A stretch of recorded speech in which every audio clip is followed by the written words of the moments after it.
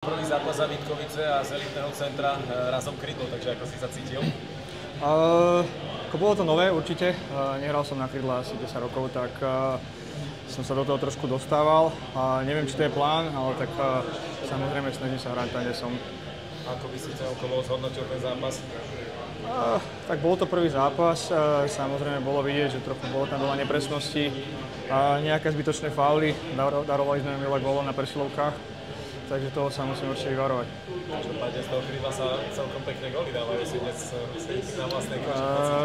Tak áno, myslel som si, že nám ten gól pomôže trošku viac, že nás naštartuje trochu naspäť do toho comebacku v tom zápase a bohužiaľ nevyšlo to, tak a samozrejme trošku to mrzí. Každopádne je to ešte len taký prvý zápas, rozbeh, takže ešte vás čaká celkom slušná nálož, zatiaľ keď ste bol zvolené, tak... Áno, máme to ešte veľa, ešte 2 zápasy nás čakajú, takže uvidíme, ako bude zostava. A ako hovorím, že superi sú dobrí a majú za sebou nejaké zápasy, snažíme sa do toho dostať, tak budeme sa snažiť odraziť z tohto dneška do zajtrajška a mať oveľa lepší zápas. Celkovo ako hodnotíš ten prestup a tie prvé týždne vo Vítkoviciach? Super, teším sa, že je to skvelý kolektív, skvelý realizačný tím, všetci ma privítali, cítim sa tam ako doma, takže budeme sa snažiť čo najrýchlejšie a čo najlepšie zapadnúť do týmu a pomôcť mu čo najviac. To je Samo Kňažko, ktorý dnes síce nehral, ten si pochvaľoval práve aj tú kabínu, tú partiu, takže asi vás výborne prijali. Áno, ako hovorím, určite mňa aj Kňaža, takže ako cítime sa tam super, je tam skvelá partia chalanov a rozumieme si, bavíme sa spolu, smejeme sa každý deň, takže ako to je dôležité a myslím si, že na tom budeme budovať do sezóny. Tá výroza, ktorá bola, postihla aj teba? Áno, samozrejme boli tam chalani, ktorí boli na tom trošku horšie. Máme to za sebou, samozrejme nechceme sa k tomu vrácať a určite sa nebudeme na to vyhovárať, takže trošku sme pozadu, čo týka tréningového plánu, ale ako hovorím, ešte myslím si, že máme čas doľadiť veci a to bol len taký trošku menší setback pre nás a trošku nás to spomalilo, ale nič vážne. Dneska si bol tam ten zápas pozrieť Vlado Orsák, ste sa o niečom rozprávali, alebo ešte nie?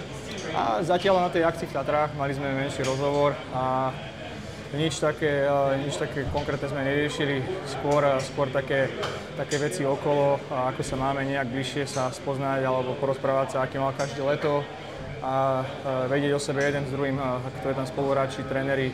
Takže bolo to v takom relaxačnom duchu a snažili sme sa nejak diskutovať o tých iných veciach okrem hokeja, takže bolo to skôr také iné. Iné bude aj tá česká extraliga, čo od toho očakávaš? Porovnaní s tou švédskou, povedzme. Neviem úprimne povedať, nikdy som tam nehral, bol som dlho v zahraničí, počul som na to len dobré veci, samozrejme tá kvalita je veľká, sú tam mužstvá, ktoré sú silné, majú hráčov, ktorí boli na veľkých fórach, majú veľa zápasov, NHL a tak ďalej, takže som zvedavý, teším sa na to. Z tej prípravy vo Vítkoviciach máš zatiaľ aký pocit? Špeciálne teda z tej prípravy. Dobrý. Myslím si, že bola náročná tá príprava, stále je.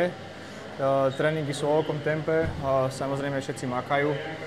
Tá morálka je určite vysoko, takže ako hovorím, je to stále príprava. Verím, že v tej sezóne to prinesie ovocie.